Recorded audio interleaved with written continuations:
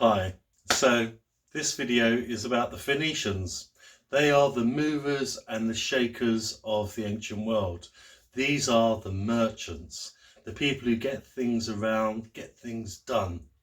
Now, their capital was in Byblos in Lebanon. So that's where they were stationed.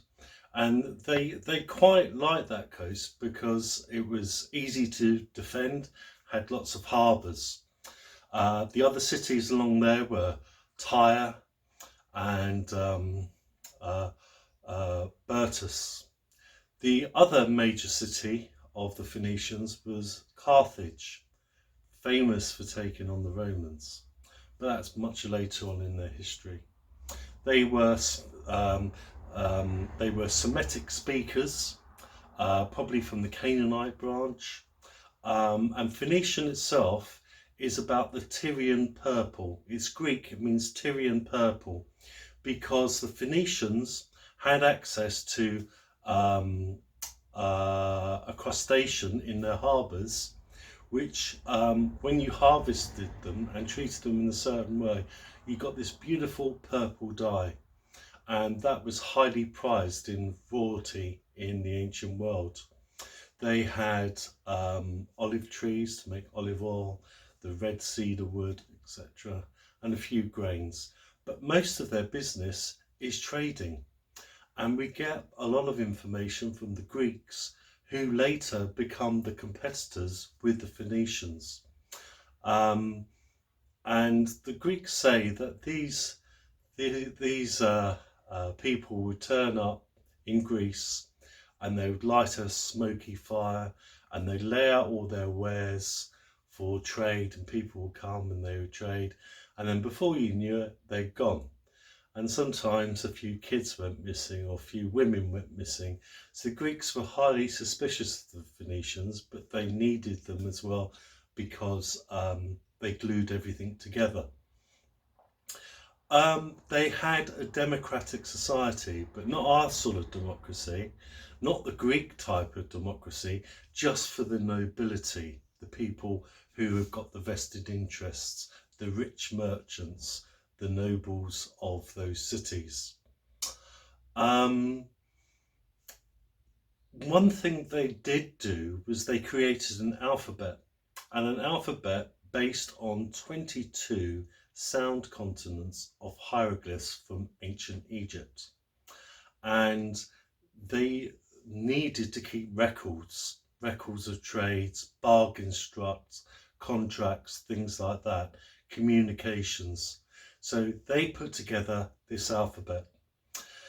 The Greeks borrowed this alphabet, so this is roughly 1050 BCE. The Greeks borrowed the alphabet and they added vowels to it. Then the Etruscans borrowed Greek from the Greeks, and later the Romans called it Latin. So in our alphabet is the origins of hieroglyphs, and the alphabet, which is our alphabet, is based on Egyptian hieroglyphs. So that's our modern connection with ancient Egypt. Now, with all of these merchant ships moving goods backwards and forwards across the Mediterranean, coming to Britain for tin as well to create the Bronze Age in the Mediterranean.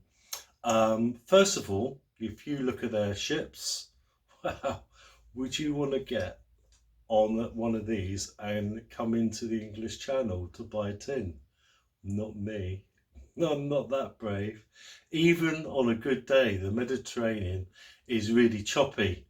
They say it's a flat sea, but it's choppy. I certainly wouldn't get in one of these little models. So all we can do is imagine that the Phoenicians were really brave sailors. Wow, that's for sure. So if you've got all these ships, I call them boats, but let's call them ships, full of goods, you're going to attract some bad boys, and those bad boys are the Greeks. Remember I mentioned the landscape of ancient Greece.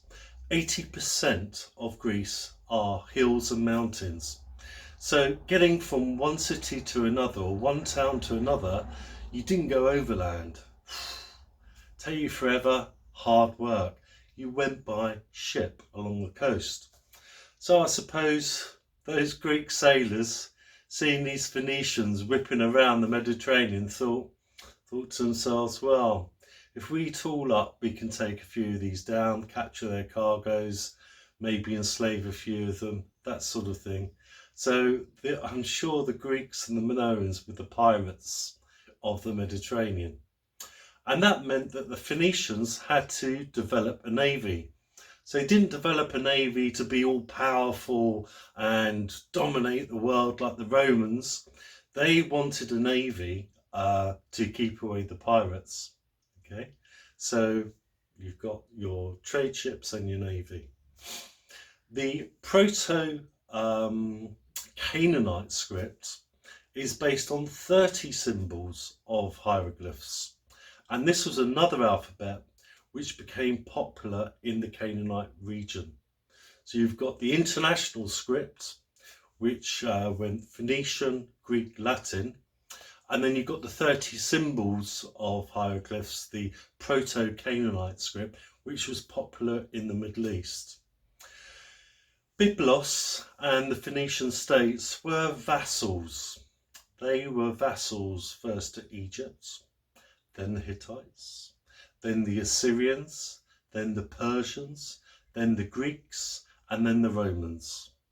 Their high point really was around about 1200 BCE to 800 BCE. So it had 4 years growth. Everything was fine, and then everything went into decline. And that was because of climate change. Something happened in the Mediterranean which made people move. And we think it happened somewhere maybe in the 20th dynasty of the New Kingdom. And it's been suggested that the volcano on Santorini created such a dust cloud that it decimated the fields of the Hittites. So they're moving along the coast and over land, away from modern day Anatolia, which we call Turkey today. The Greeks were also moving, so maybe they got some dust cloud on their lands. But the Hittites had to put up with this.